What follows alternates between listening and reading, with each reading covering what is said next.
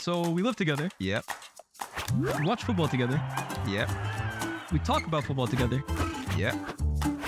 Why don't we just start a podcast? Sounds like a plan to me. Ladies and gentlemen, welcome back to the Eye Test. It's your boy Lyés, my guy CultureCams. Euro 2024 is fully underway and the group stage is officially over. And I can't lie, Cam, I'm relieved. There was a nice little start at the beginning. I think the tournament emotions were kind of like in full effect. We were all gassed. The 2 p.m. kickoffs had the entire country in like a chokehold. But I'm very, very relieved that we're getting into like the proper action now, bro. Getting stuck into the knockout round, which we will be covering in this episode. But of course, how you been and how you've enjoyed the tournament so far? Yeah, I've been good, man. A lot of football. A lot, bro. I feel like there's been so much football going on these days. You know what I mean? It's, especially from the World Cup in the winter. I feel like it's non-stop. Like, I want to make a point that this tournament ends on the 14th of July. Manchester United versus Rosenborg, first pre-season games on the 15th of July. Wow. It's like, I will not be there. bro, it's unbelievable. So, and that's just Man United. Other teams obviously are the same, probably. Of course. So it's just so much football at the moment. So I am kind of glad that we're getting to the knockout stages. Not only because that's when you expect the better games to happen, but also because reality is I kind of want the tournament to end, bro. You know, I'll be honest.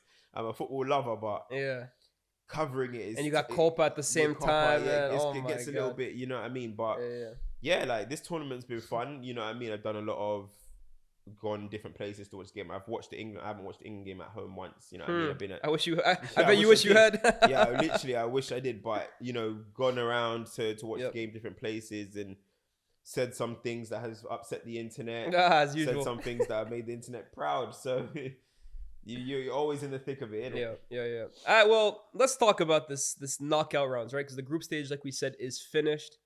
There were a few shocks, a few upsets. For the most part, though, Cam, I can't lie. Go back our prediction video. We didn't do too bad. I can't even remember our prediction. Trust me, we didn't do too bad. We did not do too bad. That's good. But let's see how we do on this. The first game that the knockout rounds have kindly given us is Spain versus Georgia. Where do you want to start with this one? Spain or Georgia? You know what? Let me start with Georgia. I'll let you do the Spain thing because you're in the kit trying to look like all of the Spain players. You think he's on the team now, bro. Yo. I swear you were French at the start of the tournament, bro. Yo. And so Dembele's not delivering for you. But nah, I want to say like Georgia for me, like alongside Austria are the two nations where I'm super, super impressed with. And not only is it because of how they both qualified, it's the way they're playing as well. But I want to talk about Georgia. The way Georgia are playing, like if anyone's actually seen the Georgia game, Georgia v Turkey has a claim for game of this tournament. And then you look at the game, the second game, I think they were unlucky in that game too. And then you look at this game against Portugal, they played good football, bro. Like, yes, okay, it was a second string Portugal team, but they had to still go out there and do their job. And they got the striker, Georgis up top. I think it's Mikatatse or something. And then you've got Kvara, who this is what I love about football, bro. Yeah.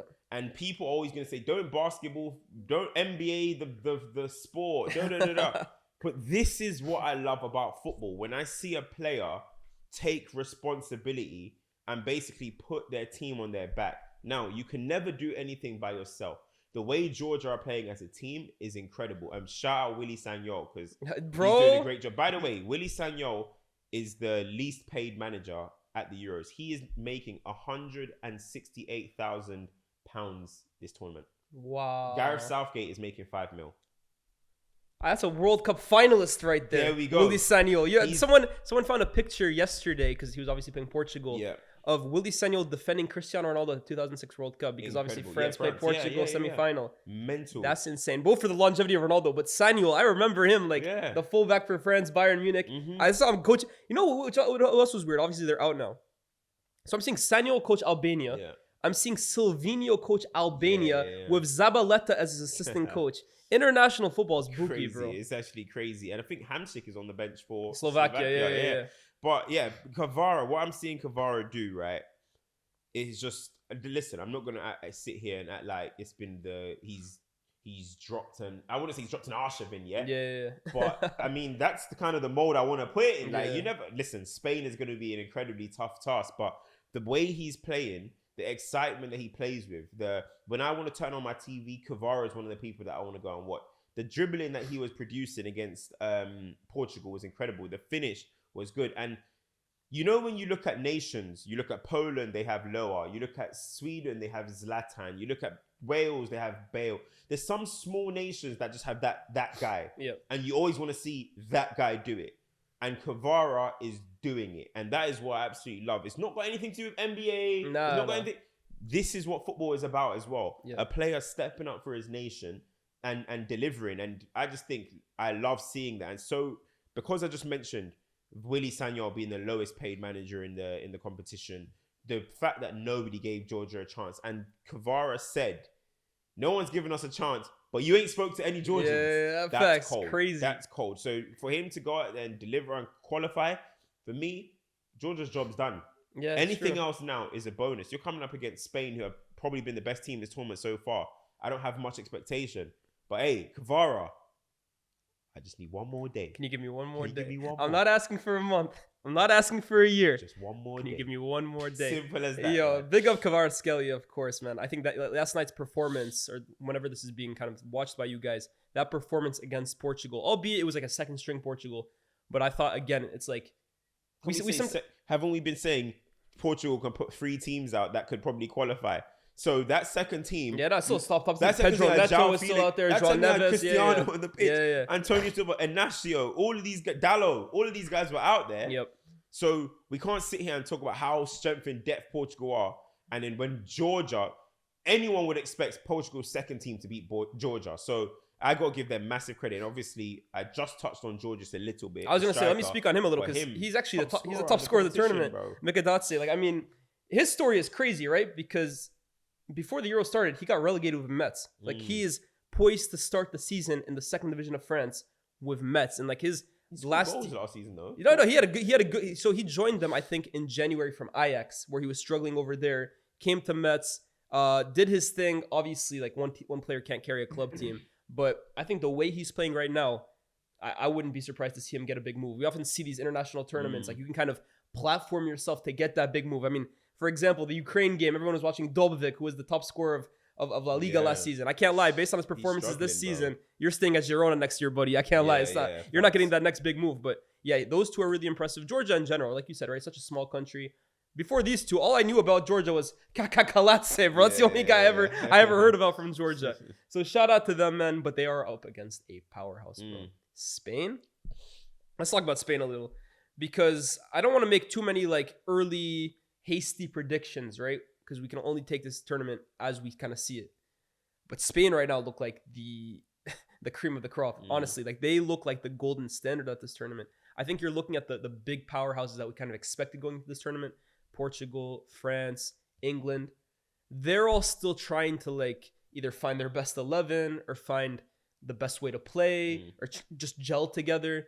Spain, man, oh my God, they look like they've been playing together, this core, for like the last 10 years. I'm not going to go as far as saying it's like the 2012 edition, but they look like the most like cohesive team at this tournament. The football that they're playing is, for me, a different class to almost everybody else at this tournament. And like I said, shout out Georgia, but I think they're massively up against it, because in Spain, look, Spain, we always know at these tournaments, midfield-wise, they can control a game against the best of them. So that's never going to be an issue. When you have Rodri, when you have Fabian Ruiz, when you have Pedri, those three are ball players to the highest caliber. Defensively, they're very good as well too. But up front, we kind of touched on it before the tournament. The last few years of Spain, we've been kind of seeing like this like mold of like number 10s playing out wide or like inside forwards. You're seeing Oyarzabal, you're seeing Asensio, Dani Olmo will do a shift out wide. But this year, they've gone old-fashioned. And it's something I haven't seen from the Spanish. Forget about their golden generation, even before that. They're playing real touchline, rip your defender to shreds wingers. Lamine Yamal and Nico Williams. A combined age of like what?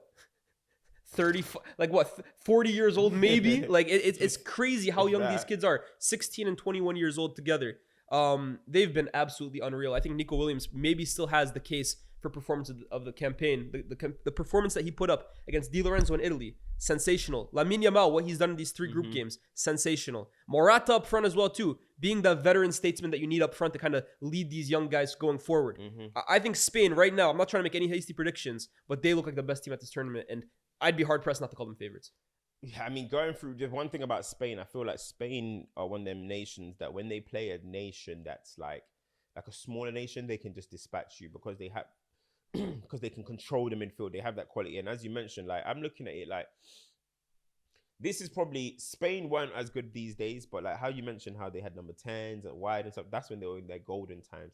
Fell off a little bit in the last couple of years, but they haven't had like wingers like this. I remember they used to have it was probably before your time, but Joaquin, and they had Vicente from Valencia as well. That's probably the last time they were really running with Pedro Rodriguez maybe, but he wasn't even like starting like that. No, he wasn't. He wasn't really starting. And on the other wing wasn't a dynamic winger either. It would Iniesta. It would be Fabregas might do this shit. David Silva, whoever. So actual wing pairing of Nico and Thingy, it was Vicente and Joaquin. They used to do it at Valencia.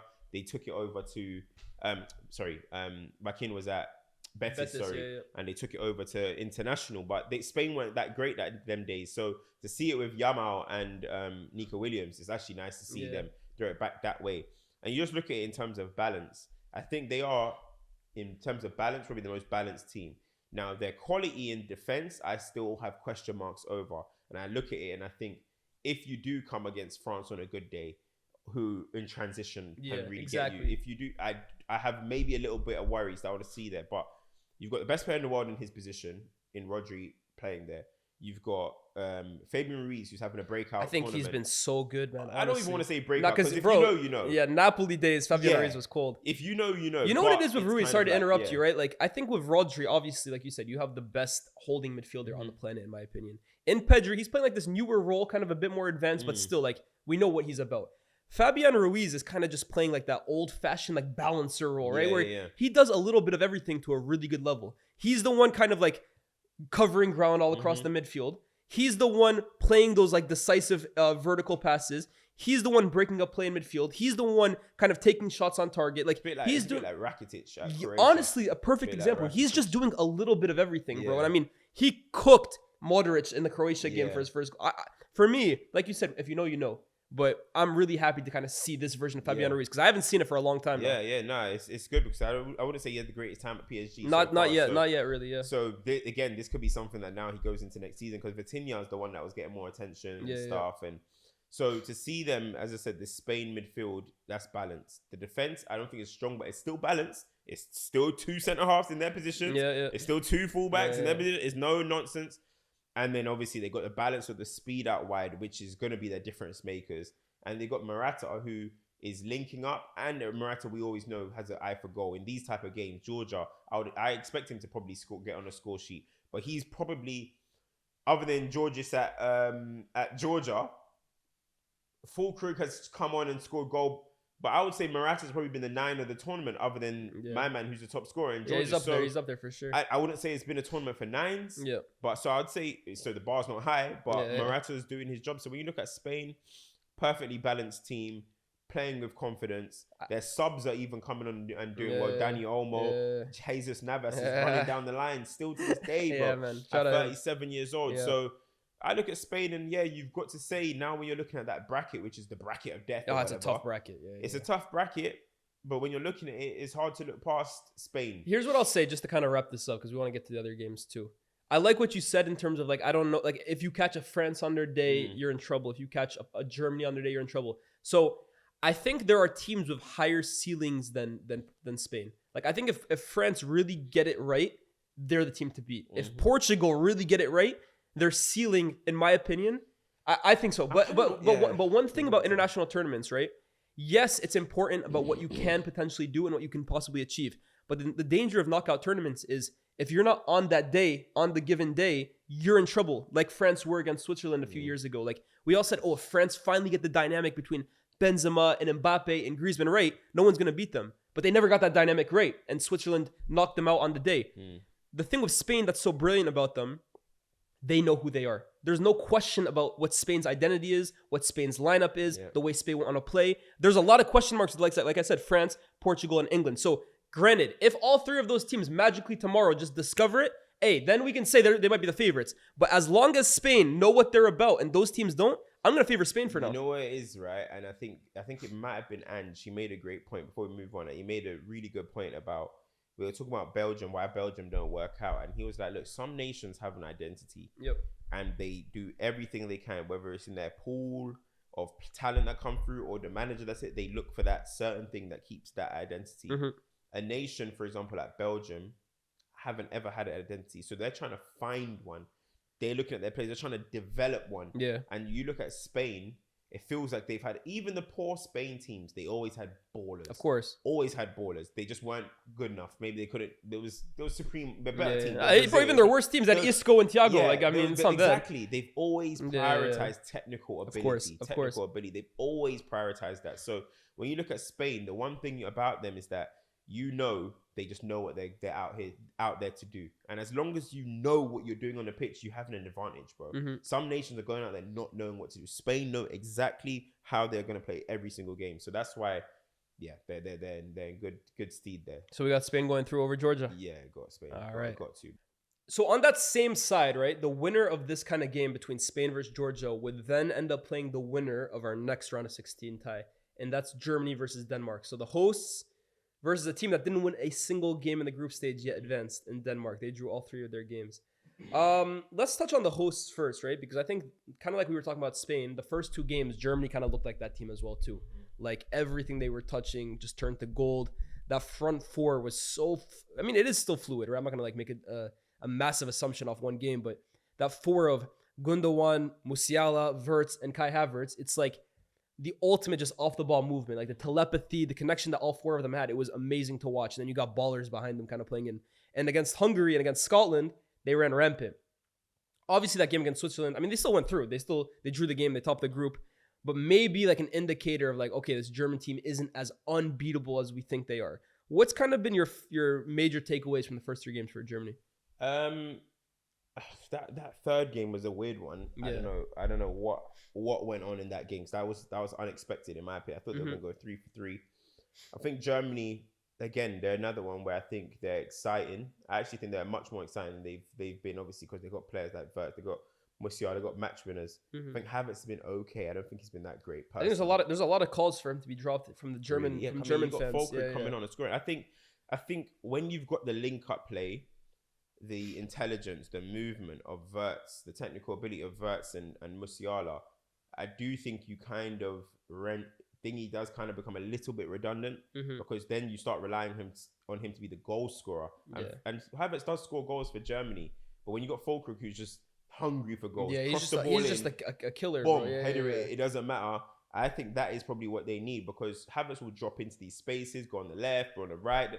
But that's what Wirtz is there for. That's what Musiala is there for. So you don't want a situation where you like Wirtz and Musiala are not really going to run on beyond you. Do you get where I'm coming from? So him dropping in these spaces, you're kind of just clogging up the situation. So I think they maybe he's got a decision to make there. Nagelsmann's got a decision to make. But Nagelsmann, he loves the fluidity, so he might stick with that.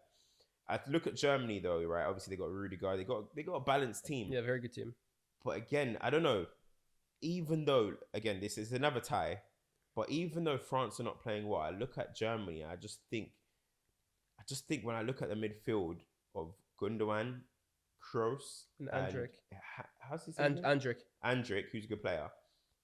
I don't know. I just feel like they can get overrun, bro. I just think in a moment it could just go a little bit left for them. That's the only thing I'm looking at. I'm trying to find weaknesses in every team and the strengths in every team. But in terms of know-how, Germany have that. In terms of quality, Germany have that. And who they're playing now? Denmark. I expect them to dispatch Denmark. I thought England would dispatch Denmark. Denmark did better than I expected, but I think Germany will just have too much. They have too much quality on their pitch, and I just think they know what they're doing. They have Kroos, who's a winner. They have Gundogan, who's a winner. Even Andrich is a winner now because he won with Leverkusen. So, yeah, I think Germany will go through, but I'm looking ahead. And I'm just like, it'll be interesting. I definitely think the Fulkrug point is a good point, to be honest. And like when we kind of talk about like footballing identities for these nations, right? Like obviously you can't live in the past completely, but Germany, I just always attribute them to having like a big guy up front. Like I'm not even saying Fulkrug is some giant, but like a guy up front who just has a nose for goal.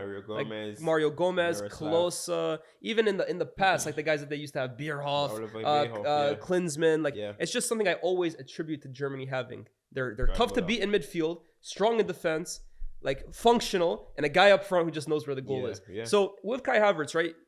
I always say this about every player. Every player has their strengths, every player has their weaknesses, and it's kind of like up to the coach, maximize the strengths, minimize the weaknesses. But I do feel like, kind of like you said, when you have a Gundogan who's making all these intelligent runs, Musiala and Wirtz are interchanging. They're never really staying in the same position. Germany, those first two games, had the most fluid front four I've seen at this tournament in terms of like, you blink and all of a sudden Musiala's gone from right to left, Wirtz is in the middle, Gundogan's almost playing up top, Havertz has drifted onto the right. That's how fluid they are. But kind of like you said, when teams are frustrating you or when the goals just aren't naturally falling to Havertz, which we have seen numerous times throughout his career, you kind of just want a guy up front that put the ball in the box and he's going to find a way of getting on the end of it. And I think that's what Fulkrug has done a really good job of. I think the one worry is like if you start him, then you don't have that option to call upon from the bench. Because like if you're bringing on Kai Havertz off the bench to score a goal, I don't know. That's not for me like the best solution to win a game. And I kind of see like why Fulkrug would be like the ultimate plan B. But I wouldn't be surprised because I'm seeing a lot of German fans, the German media as well too, are now starting to clamor for Fulkrug. And I saw obviously your thing with the tooth thing. That shit just kills me. Bro. I can't lie. Fulkrug with missing tooth, bro. His story is crazy. Yeah. What do we think as well too of like the two wonder kids, right? Because we kind of like went into this tournament saying, oh, who are we like looking out for? Yeah. Who do I want to keep an eye out for? How do you think Musiala and Wirtz have done? Well, I think they've done well. I think considering how the tournament is going, where I think there's not, if I close my eyes now and I say who's the tournament player of the tournament, I couldn't answer you that question right now. So for the level that the competition is being played at the moment, they've done very well. I think, I don't know who I've been more impressed. I might be more. Actually, no, Musiala. I think Musiala's been better. Yeah. I think Musiala's been slightly better, actually. Just the dribbling ability. I think the moments too, crazy. Right? Those first two games, especially the game against Scotland, bro. I mean, I would say he's been slightly better, but no, I think they've done what they needed to do. I won't let no third game just cloud everything. The first two games when Germany were purring, we saw that if Germany are going to be at their best, it needs Wirtz and Musiala to be at their best. They hold the keys, as people say. So I think they've done well. Before we go into Denmark, you said something very interesting there. You're talking about, and I agree with you. You look at this tournament, and so far there really hasn't been one, in my opinion, standout performer to like an extremely great level. Like there have been great performances. There have been guys that have had good group stages. But in terms of like a guy that has made this his tournament so far, I don't really think you can look at one person. Why do you think that is? I don't know, bro. Yeah. I'm looking at. And is that kind of hurting not hurting the product, but like it's like damn. Like I always say, right? Like, and I'm not even asking for like, because like look, like you were saying about the Premier League season, we have to wait till the end as well too, because like the knockouts are really what breeds like elite performers. But I don't know. I just feel like even in previous tournaments, right? I always go back to 2014. James Rodriguez got eliminated at the quarterfinals. Yeah. We didn't see him for 3 more games, but he was still unbelievable that tournament. And I can't think of that tournament without him. This tournament, if it ended today, like who's the guy who's always going to stick out for me for, is it Fulkrug? Is Fulkrug the guy who I'm not, he's the Euro 2024 performer. That's the thing. I don't know why it is. And look, I don't want to, everyone's talking about it now. Something that we've spoken about it a while ago about the system. Football's washed. That's what. It's Pep's fault. We spoke about this stuff before. I just think that it's just the way the game is going. It's hard for individuals to really grab it, because I'm thinking about who will be in the team of the tournament so far, and I don't even know who will be the best player out of that bunch. You know what I'm trying to say? I feel like we're talking about Calfiori more than we're talking about attackers. We're talking about Cucurella more than we're talking about attackers. You can coming from. So I'm just looking at, as you mentioned, like I can go through every single Euros, just say it, and you'd probably name me one player, and we'll probably agree on that's the one we think of immediately in that tournament. This one, it hasn't happened yet. We'll be patient. Somebody could go on a knockout round tear up. I hope so. I hope it happens. I hope it's an England player. I hope it's a whoever. That's all I want to see, and I do think it harms the product when there isn't that. Like, no matter what people want to say about, oh, we're watching it for teams and stuff. Players are protagonists. Players is what we watch the game for, bro. Yeah. I don't watch the game only for tactics and spreadsheets I watch the game. No, the players are the main characters, bro. I watch the game to see the best players in the world show why they are the best players in the world. It's as simple as that. So I'm hoping some people emerge in the knockout rounds and just go on a tear up. Absolutely. Let's talk about Denmark very briefly. Not the greatest group stage. No. They weren't bad. They weren't good. I mean, like, they finished with 3 draws. They advanced on 3 points. Do you see anything about this team that could maybe cause Germany a problem? And also, just briefly, Rasmus Højlund struggling at this tournament, bro. Hasn't got off the mark, substituted in a few different games. Is there cause for concern of him? Yeah, I'd say so. I'd probably start Poulsen if I was them. Like, just going from the England game, Poulsen came on and actually made an impact compared to Rasmus. And obviously Rasmus is our boy and stuff. But I think, you know, when you look at him, I think, again, I always say it, like, right now, Rasmus is, for me, a purely like a physical player in terms of his physicality. He's fast. You know, he's recorded the second fastest time speed in the Euros. And it's like, I don't even remember when that happened. And it's like, how do you get him in positions that he can be able to use that? Like, that's not normal for him to be running that quick. He's like a 0.2 under Mbappe. Nah, he's rapid. Yeah. That kid's an athlete. That he's recorded this tournament. It's crazy. It's like, how do you get the best out of it? But it's tournament football. You don't sometimes have time. How do we get the best out? It's who's going to make us efficient enough to win this game. So I think they would probably go with Poulsen because he's been taken off now. I'm not sure if it's 3 times in a row now. I think he's completed the first game. Last 2 games, he's been hooked around the 60th minute. So I wouldn't say it's necessarily him that I'm looking at that's like, oh, he's going to slay anything. But again, if somebody emerges, I would like it to be him. But when I look at Denmark, I might be harsh. I'm not really giving them much of a chance. 3 draws. Their most impressive performance was probably against England. And England were a disgrace. And Højbjerg ran the show. But how often are you going to get a game where Højbjerg runs the show? So Eriksen obviously has the quality and stuff, but I give them kind of no chance. Fair enough. I got Germany going through as well, too. The next game that we're going to go through real quick, Portugal versus Slovenia. Slovenia, again, kind of coming out of that same group as Denmark and England. 3 draws as well for them, too. First of all, if you saw the way their team and fans celebrated going through, I mean, it's a massive accomplishment. Shout out to them. I think they actually qualified as well, too, on their Independence Day. So the game against England, it was like their Independence Day. So shout out to them. They are playing Portugal, though. Yeah. Portugal, similar, to be honest, for me with France, kind of like some great moments, some kind of like just meh moments. They haven't been bad per se. The last game, I'm not going to take too much stock from it because it's kind of like their second team. Most of those guys we won't see in these knockout rounds, but it's just kind of been lackluster from Portugal, to be honest with you. I think when we saw those big names, we were kind of expecting and hoping for the best. But it's almost like, well, what are you expecting? Martinez in a golden generation. This is kind of what goes through. Do you expect them to kind of wake up in these knockout rounds, or is it like, damn, is there like kind of like a potential banana peel awaiting for Portugal? I expect them to beat Slovenia. Yeah. But I expect them to go out in the quarterfinals. The France, potentially. Yeah. I'm not moved by Portugal, to be honest. I'm not actually that moved. I think their first game against Czech Republic, they scraped through it. Cool, whatever. Turkey, good performance. I think it was a better performance. And then Turkey gave them that goal in the first round. Turkey, I think two or three of those goals, Turkey were almost as responsible for the goal as Portugal. And then obviously, second string team, and then they lose. So now when you look at it, you're like, maybe they should have put a stronger team so they go into with confidence. But that's hindsight speaking. Yeah.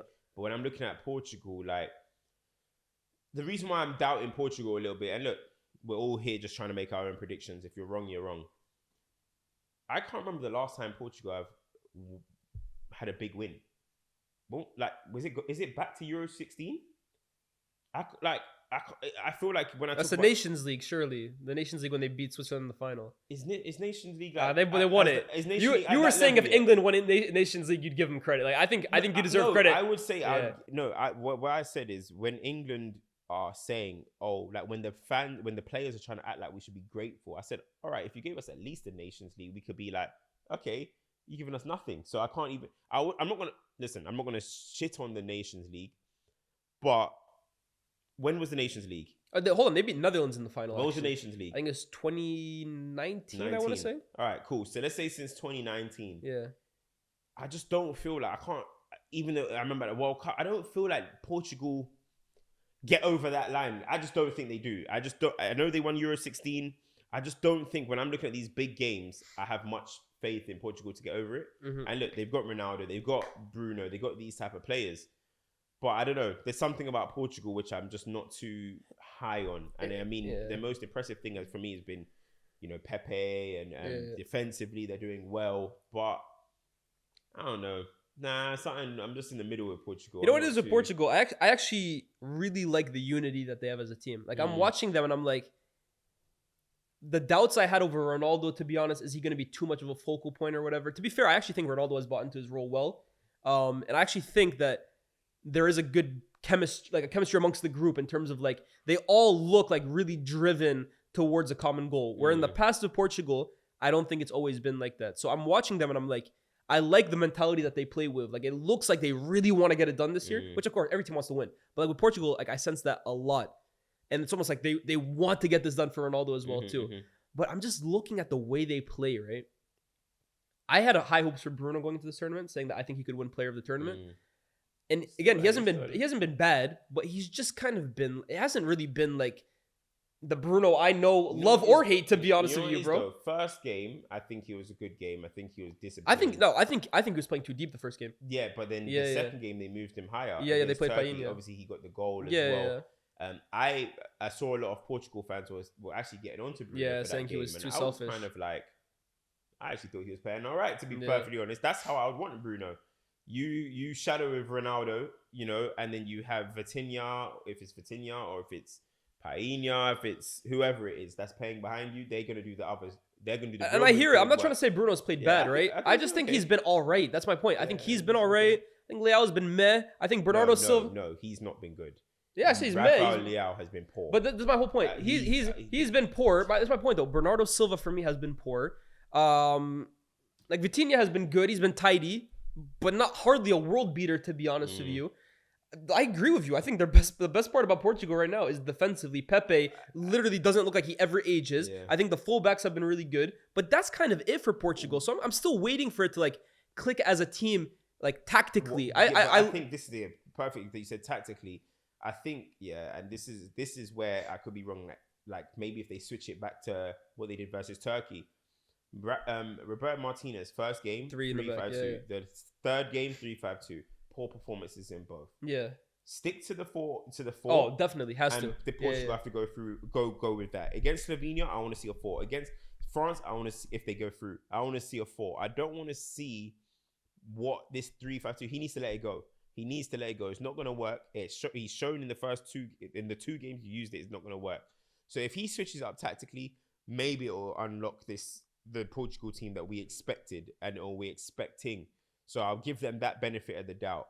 Martinez is the one for me that's getting it wrong at the moment. And also, obviously, Ronaldo's not on the score sheet yet and stuff. But, I mean, I'm looking at Rafael Leao and I'm like, come on, man. Like, are we falling in love with the theory? That's true.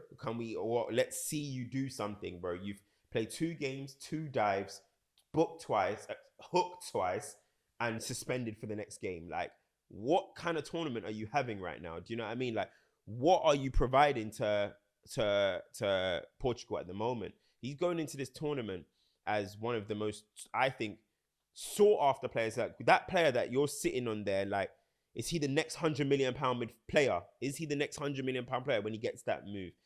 He feels like he's knocking on the door. And then you have a tournament like this so far, 2 dives, hooked twice, suspended for the next game. Portugal are relying on someone like that. He needs to be the game breaker. He needs to be the Lamine Yamal. He needs to be the Nico Williams, the Musiala, the Vert. That's their version. He needs to deliver, bro. He's not been good enough for me. Not impressed. I saw a lot of talk about Bernardo Silva. I'm like, let's look at the other side, bro. Rafael Leao, come on. For the attributes that he has, I expect him to be tearing man up this tournament. He's not delivering for me, man. Do they have enough for Slovenia, though? Oh yeah, definitely. I think Slovenia though defensively, bro. Banks of 4. Yeah, an old black in goal. Old black is bringing back the Liverpool game, bro. Shout out Ilicic as well too, kind of back into the Slovenia fold. That was a nice story. I think they've done well to get to this point, to be honest with you, bro. I don't think anyone had them finishing over Serbia, but I think Portugal might be a step too far. Next up, we got France versus Belgium. Two teams that I don't think anybody expected to be on this side of the bracket. This is why we're calling it the bracket of death, because France came second in their group. Belgium came second in their group. Who's been the bigger disappointment this tournament? France or Belgium? France. France. Yeah, France. Again, I'll give them winning respect because they get to finals, they get to semis. I give them winning respect, so I expect them to be better in the next rounds. But I look at France and I'm watching their games. I'm like, there's no way Mbappe's been pretty decent, I think, actually. The last game, he was good. I think he was unlucky. I think even the first game, to be honest, like the goal comes from purely his moment. I think he was unlucky to be on the losing team. But, no, sorry, they haven't lost yet. But obviously, it's got to be France. Like, Belgium, I walked into this not with any real high hopes. In fact, I'm actually impressed that KDB's playing well. But when I look at France, most people had them as favourites and stuff. And France... 2018 World Cup, their group stage. Oh my goodness, that was even the Euro 2016 was slow. Remember, Payet bailing them out against Romania. Yeah. So I'm not going to be too judgmental on them. When I look at France, I look at the solidity though. That's one thing. I have France over everyone else, and I know Spain haven't conceded yet, but France are very, very good, solid, bro. Like when you have Kante in front, you got Rabiot, and then you have Saliba, Upa. And they're back, the fullbacks, Teo and Koundé. I just think, bro, they're solid, bro. Like, as much as they're not clicking offensively, defensively, I still look at them and I'm like, they're going to be hard to break down in knockout round when it's business time, when Kante's in playoff mode, when Deschamps is in lockdown mode. It's going to be hard to beat a France team, in my opinion. So that's why... Listen, defense can still win you tournaments, bro. Just having a solid defense, nick a 1 goal through an Mbappe bit of brilliance, or a Griezmann. Disappointed with Griezmann so far. Dembele, disappointing as well. Barcola came and did little thing, but disappointing. So they ain't clicking up there, but the solidity at the back is why I give France to progress.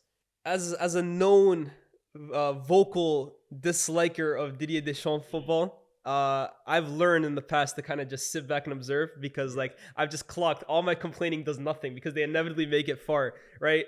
But just to play devil's advocate here, is there the fear and is there the possibility that we get, because I think most people are thinking like this, I'll just wait for them to get to the quarters, is there the danger that all of this like benefit of the doubt, winners benefit basically? Like I said, bro, okay, France have been really good in this Didier Deschamps period, but they haven't been perfect. They have been knocked out early before. They have suffered shocks. Is there the possibility that it just doesn't click for them in time? There is that possibility. There is, and the reason. Like, are we almost like looking at France and it's like, oh, they have Mbappe, they have Kante, they have on paper the best team on the tournament. They'll get it done eventually. Yeah. Do they even have the best team on paper? That's debatable. But I agree. No, I agree. Do I have utmost faith that Ousmane Dembele is gonna just switch it on? No, I don't. Barcola, no, I don't. Giroud's cameos have been quite it's not looking like Giroud's for me now. He's officially like like Thuram was starting over him now. Barcola's starting. I think Mbappe is the main guy up front. Yeah, and but when I'm looking at it, I feel like Mbappe's having to do a lot. He does have to do a lot. Creating, and he's trying to do the goal scoring at the same time. So I'm looking at it and I'm like, that's a lot on him. Who else is going to be doing it? For me, that guy has to be Griezmann. Yeah, Griezmann has to step up. Griezmann this tournament for me has been like, and it's weird to say because Griezmann for me at these tournaments is usually cash money. Yeah. Like, he's going to show up. 2021, I gave him the benefit of the doubt because for me it was like the whole Benzema thing. I think he was the guy who got hurt by that the most. But this tournament, I'm sorry, like this is the same kind of like core and setup that you thrived in at the World Cup. So if France were to do anything, Griezmann's performances have to shoot up for sure. Yeah, I agree. I won't give them like it's defo gonna click. I'm giving them the let's see if it does at this point. Yeah. But I'm not gonna. They ain't got players. I don't think they've got the players like that for me to 100% just be like, oh yeah, oh, no worries. Yeah, It's- if you it's had like gonna a click. if No. Pogba was still at his If best, Pogba was still there, you know yeah. what I mean? If Yeah. Kante is as best, okay, Kante's running it back at the moment, Yeah. but still not going to be peak I Kante. If mean, it bro, was I'll be real. Antoine, I'm waiting for them Giroud. to bring back those two Real Madrid guys, bro. I can't lie. Like for me, look, I give full respect to Rabiot, what he does at French level. Everyone says, "Oh, you disrespect Rabiot." I think he's a good player, but I'm sorry, he's not better than Camavinga. No. And even the role he's playing for them, like they're saying, "Oh, it's a specific role." There's nothing that suggests Camavinga can't play that wider left position, bro. He's literally played at left back before. Camavinga for me is one of the most versatile players on the planet. So I'm waiting for him to bring those two back, bro. Because I'm sorry, there's no universe for me that France are a better team without Chouameni and Camavinga, bro. I agree. It's gonna be interesting. That's the thing, though. Like, listen to the names that was saying, right? How are you gonna? I know Opa made a mistake. They scored a penalty, but like, how are you gonna break that? Chouameni, Camavinga, Rabiot, Kante, Saliba, Upamecano. So It's a tough. That's where I'm giving them more stock than up front. Up front, they might nick some game 1-0, Yeah. 1-0 or whatever, get a penalty. Who knows? But when they have that solid unit, Yeah. that's why I still got them going far. And they have the best, right? Kylian. And I think that the thing with him is he hasn't even like. He's Mhm. been good. He's been very good. Yeah. But we know he has another level to We go. better, yeah. Yeah. So we got France advancing past. Oh, Belgium. Yeah. Belgium, I know you said like I didn't really expect much from them and you've been impressed with KDB. I didn't really expect much from them either, but I did look at their group and I was like, you guys should still be topping this group, bro. 100%. Romania, Ukraine, and who's the fourth team? Slovakia.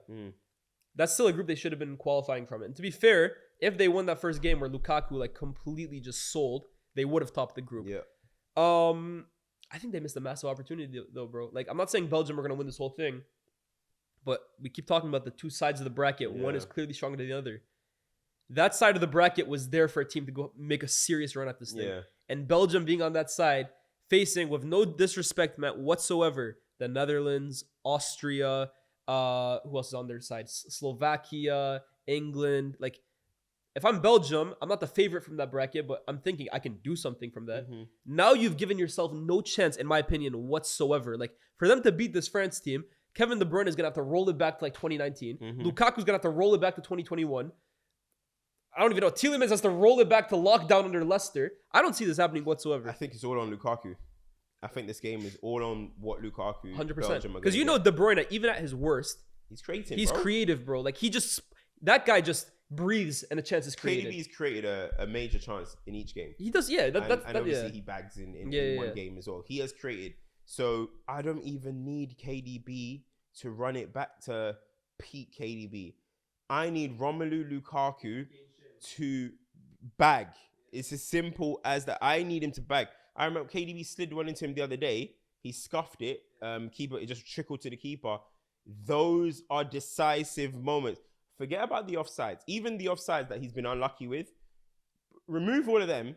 Lukaku should still be top scorer of this tournament. That's crazy. Just from missed chances. Yeah. He should still be top scorer. Facts. So I know a lot is going to be on KDB. And look, I'm probably going to be bantering around about it and stuff.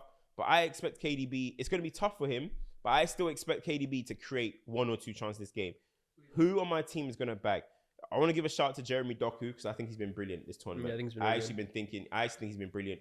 The way he's relieving pressure for Belgium, the way he's bringing the ball up is so key. He's been very good. But I think this game is on Romelu Lukaku, bro. How are you going to handle Upamecano? How are you going to handle William Saliba? That's true. That's a good. That's yeah. a big Occupy matchup. them. Yeah. Everyone's going to walk into this game talking about Mbappe v KDB. Nah, it's Lukaku v Saliba and Upamecano. Who's going to win that? And he has more experience than both of them, bro. Like, Because honestly, the like, chances. Sorry, I don't know what it is about Lukaku, but the chances always fall to him. Yeah. You know, Lukaku, when he's in a team, like, you see how Trossard's getting goals at Arsenal and stuff. It's Yeah. like, that doesn't fall to him at Belgium because it's like everything falls to Lukaku. Yeah. Now, that could be a credit to his movement. I think it is. Like, I don't know what it Lukaku is. is like, we all make fun of like Yeah. his meme finishes and stuff like that, Yeah. but it is a good thing that He's always there. he's Yeah. like a chance magnet, basically. Yeah. And it's for me, look, I don't want to put too much pressure, but Oh no, forget it about too much is all pressure. on- No, it is all there on is him, pressure. bro. We're For at the me, Euros, bro. Has he got a goal this tournament? Like, No. It's And I all- think he has been unlucky. Yeah, I no, definitely he has. like No, there I'm has not been even moments saying- where I'm like, damn, for real, No, bro. for like, sure, for yeah, sure. For me, it's all on Romelu Lukaku, man. Yeah. If Lukaku runs it back to Everton days, I'm talking like Inter days. Like, Inter days, when he was getting, if he runs it back to that, Belgium can knock out France. but There's a lot riding on that. That's a big if. that's a big if. And like honestly, I think Belgium need a lot of things going their way. They need France to have a bad day and for KDB and Lukaku to just run it back, bro. Honestly, and I don't see that happening. I can't lie. I think they messed up. That last game against Ukraine, bro. All they needed was a goal. Yeah. I think they messed it up. Yeah. So we got France going through. Mm-hmm. Next game we got is Switzerland versus Italy. Ooh. I can't lie. This is my first big upset or upset if you want to call it. People are going that way, you know. Italy. First of all, Calafiori is out, and I'm not trying to say now Calafiori is. out? Yeah, he's suspended. I'm not trying to say Calafiori is Maldini here. Like, they don't have Calafiori. He's having a Josko Vardio type. Bro, he's having a tournament incredible on both ends. Yeah. The goal that they score, Zaccagni, is Calafiori driving the ball forward. I think he took this game by surprise. Yeah, you talk about stocks going up based on like a tournament. Calafiori, first of all, he had a brilliant season in Bologna anyways. Let's not add like Prem heads here. But this tournament, as well as what he just did at Bologna, I think he's getting a big move, or at least he should be. Yeah. But Italy, man, honestly, like new team, young players, I think they've really, really struggled. And even a lot of Italians were upset at the way it even broke down. Like it shouldn't have been that complicated to get out of that group. And Switzerland, I keep saying it every single tournament, as long as you got Xhaka and as long as you got Shaqiri, your team's going to do something, bro. Xhaka and Shaqiri turn up at these tournaments without fail. And I think a sneaky shout, the best center back at this tournament has arguably been Manuel Akanji. I think Akanji has been superb, bro. Honestly. So if you ask me, I'm not sold on Italy. I think Switzerland go through here. Ooh. Switzerland or Italy? Switzerland have been more impressive. Yeah. I don't know if am I being given them big nation tax with Italy? I don't think so, bro. I don't think Italy have been that great. I'm saying, am I giving them that to signify that I might say they're going through? Yeah. Don't know. Switzerland have been better. I just think Switzerland are better. I don't even think Switzerland have been. I think Switzerland are a better team than Italy. Nah, I'm gonna go Switzerland as well. I'm gonna go Switzerland. I don't know who's scoring the goals for Italy. Like, Bro, been disappointing. Been disappointing. Chiesa's got benched last game. Like I don't know. Italy, I don't see it with I'll them, go bro. Switzerland. I got Switzerland as well too. Next up, I'm gonna leave this one till the end. Actually, the winner of that game will play someone else. We'll leave that one till the end. Romania versus the Netherlands. Romania versus Netherlands. Boy, this might be another shock too. Romania have been one of the biggest upsets of the tournament so far. Do they have enough to beat the Netherlands? I can't lie. I told you when it was like poised to be Netherlands versus England, I wasn't sold on the Netherlands whatsoever. Like honestly, as much as I don't rate England, the Netherlands for me.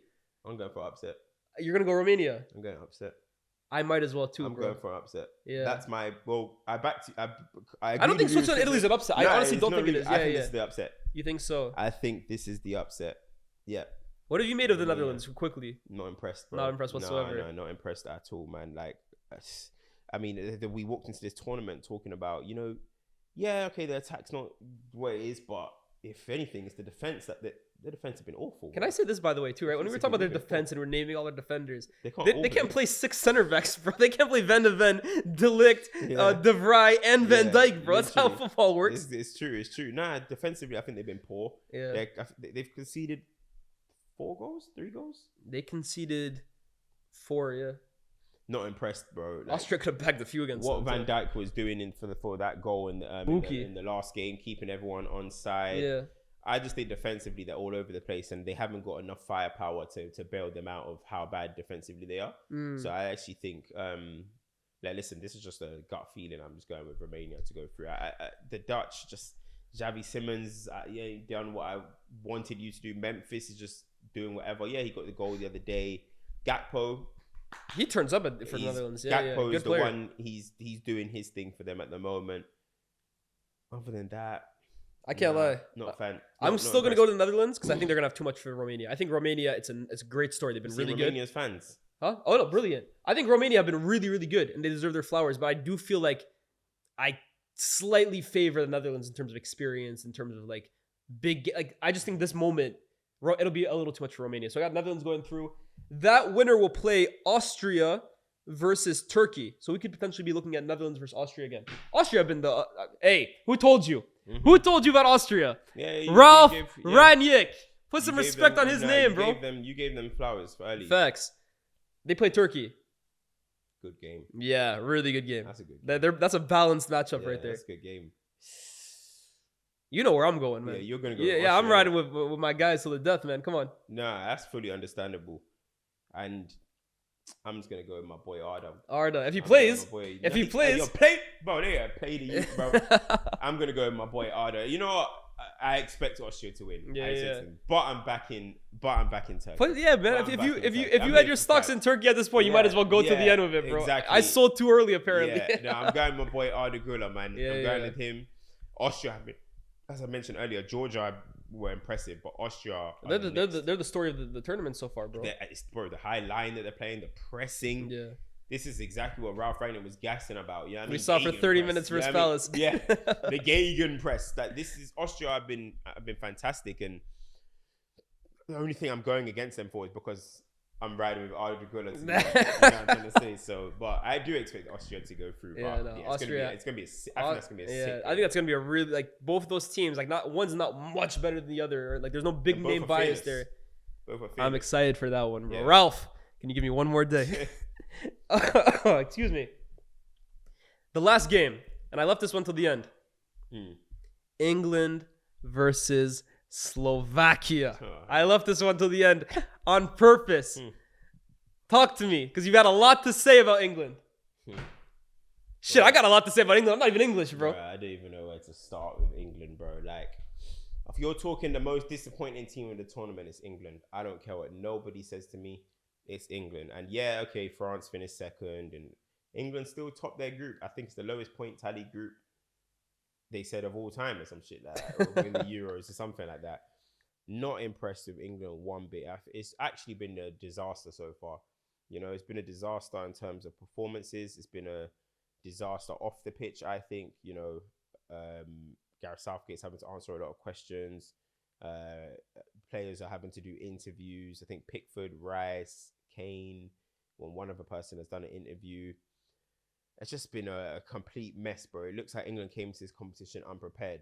It's like Gareth Southgate was overwhelmed by the talent that England have. And in the whole time, instead of just saying, this is going to be, I think he's kind of not found a balance because he wants to get everybody in. And look, a lot of people starting the tournament wanted those type of players in. But very quickly, you see that, okay, you need to find a balance in this squad. If you're going to have to upset a few. Foden has not been that good. I don't care, but like if you're Phil Foden and you're the Premier League player of the season, not everybody at the Euros played in the Prem. I don't care. Bellingham, we don't care if you're the player of the season and think you had one good game, he hasn't been good enough. Harry Kane, poor, very poor in my opinion. I'm not even gonna beat. I've already spoke about that. Very poor in my opinion. Bukayo Saka, we're talking as if like he's Messi and he's undroppable. He's not been good enough either. No one in the team has been good enough to the point where you look at it and say, oh, they're undroppable. And that's a problem with England as a nation. We say, I was watching Alan Shearer, Gary Lineker in that talk, and they said they don't even care if Kane had a stinker. He's playing the next game. I was like, wait, what are we doing here, bro? You don't care if players have stinkers. They're undroppable. You're not Messi, bro. Do you know what I mean? You're not Neymar for Brazil. We ain't got that level of talent. You're not Zidane for France. So Gareth Southgate needs to make big decisions. And the reason why he's in this position is because of him, by the way. It's because of him. Not calling up a left back. It's because of you, bro. That people are saying Saka should go down there. It's because of Gareth Southgate. Nobody else. Do you know what I mean? It's now about finding the balance in a midfield. Especially. And whether that upsets whether that says Foden, whether that says Bellingham, who cares? One thing that's very evident, Foden, Bellingham, and Kane can't play together. Yeah, they can't coexist. They can't completely play agree. together. Halfway through the game, Foden's got Bellingham playing on the left. Bellingham's got in the middle. Foden's on the left. And it's not even looking interchangeable like Wirtz and Musiala. Kane is trying to drop in. It's not looking. Find a balance. Find a balance very, very quickly because Lobotka's ready to bot people off the pitch. By the way. Facts. I saw Højbjerg school us. Yeah. So there's no reason why Lobotka can't. England very, very, very quickly need to back up their ideas. And I want to read something real quick. Like, so 2000, this is what Disunomics on Twitter, he said, tournament winning midfields, 2006, Gattuso, De Rossi, Pirlo. 2010, Busquets, Alonso, Xavi. 2012, see above. 2014, Cruz, Schweinsteiger, Khedira. He wrote Ozil, but Ozil was on the right. Cruz, Schweinsteiger, Khedira. 2018, Pogba, Kante, Griezmann, which they also had Matuidi. 2020, Jorginho, Barella, Verratti. You listen to their midfields, there's no 10 there. There's no 10. England are obsessed right now. It's who's going to play in 10. No, the most important thing is how are you going to control the midfield? This midfield that I all read have a defensive stopper, have a controller, and have somebody that can progress them. It's balanced. People might call me crazy. I would start Rice, Wharton, and Kobbie Mainoo. I'd start all three of them. They will control football matches. They will control games. They know how to play midfield. Kobbie Mainoo came on 45 minutes. We watched Kobbie Mainoo. That's not even a vintage. That's an okay Kobbie game. It's an everyday run. That's a run-of-the-mill Kobbie game. He embarrassed every single midfielder that England have this tournament, bro. He showed everyone how to play in midfield. Like, he came on and showed this is the basic of how you play in midfield.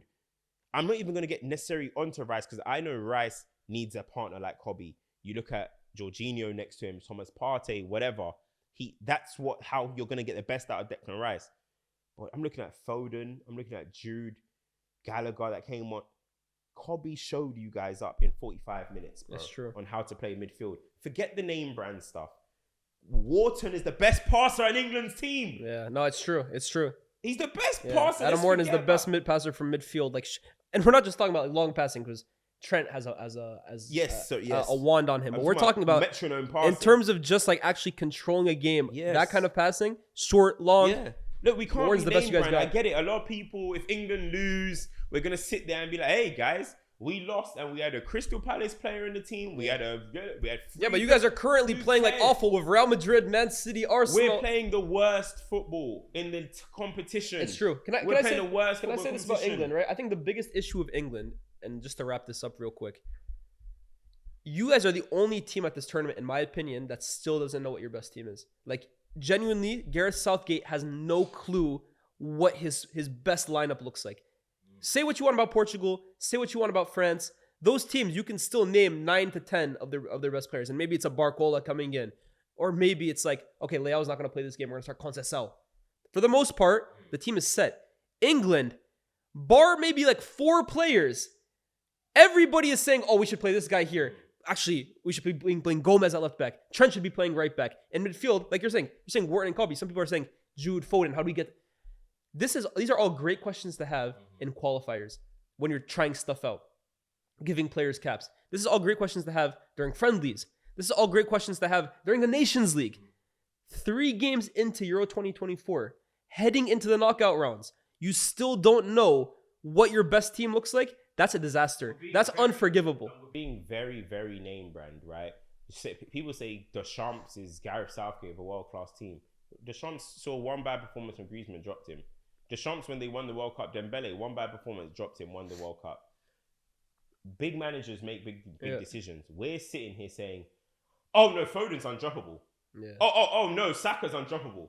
Oh, Bellingham's undroppable. Kane is undroppable. So then just keep playing them, bro. Keep doing this then. Go and serve up the rubbish that you lot are serving up at the moment until we're dropping ourselves home at Heathrow, bro. Yeah. Do you know what I'm trying to say? Like, keep saying it, and then that's all that's at the moment. The only one the only position Southgate seems confident in changing is midfield. That one midfield position next to Jude and Rice. Look, everything else has been the same all 3 games. How I see it is he's got to make uncomfortable decisions, and regardless of who it upsets, he's got to do it. He's got to find the balance, and that's the main thing for me for England, bro. Like it's so funny. This nation's so backwards. Like, we're saying every single player gets spoken about, but then you speak about one certain player, then people are saying it's a scapegoat. This week, because Ian Wright said the left back thing, Saka's a scapegoat. Last week, because Alan Shearer and thingy said it, Kane was the scapegoat. You go online, you're seeing opportunities that Rice could have played forward. It's collective. There's no scapegoats. It's collective. But Gareth Southgate at the helm has to do much, much, much better. He's led this with confusion. And he's also, one thing about him is that he has been about merit. Everything's been about merit. I ain't seeing that, bro. At the moment, I'm not seeing. You said you're not calling up Rashford and Grealish because of merit, Sterling because of merit. I ain't seeing you be fair in this tournament, bro. Because a lot of the players out there are not doing enough. Wharton has 0 minutes. Gordon has 2 minutes. Trippier is playing left back every single game, which is I feel sorry for him.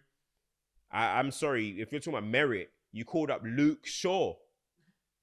And you're talking about merit, you called up Luke Shaw. If Luke Shaw even steps on the pitch, for me, that's gross negligence, bro. That guy should have been sent home. He should have been sent home. Let alone, no, he shouldn't have been called up. But now he's here. He should have been sent home, bro. Like, I can't believe Gareth Southgate completely compromised himself by saying something's on merit and called up Luke Shaw and has caused the biggest issue in this tournament with England's left-hand side. I'm sorry. Can they beat Slovakia? Will they beat Slovakia? I'm not even sure. I don't know. Put your money on the line right now. For some reason, I feel like an Iceland moment's coming. Are you predicting England are going to go out? I'm gonna stick with my guns with England. But quarterfinals, I'm super concerned. I don't know how far England are going. But I'm gonna go, yeah. I mean, you're looking at the bracket, you expect them to, but forget that. That's again being name brand. I'm gonna go England to win. But I do not think it's going to be comfortable. I expect Slovakia to even boss the game. Guys, let me know what you guys think about our predictions down below. What have you made of the tournament so far? Who's been your standout player? And who's going through to the quarterfinals? We should be back soon. Took a week break. Obviously, the group stage was super hectic. But should be back with more consistent content going through. Shout out to BR, of course. Always powering our stuff. Find us on TikTok, Instagram, YouTube Shorts, Twitter, all that good stuff. With that being said, it's been your boy Lyés, CultureCams. See you soon. Peace.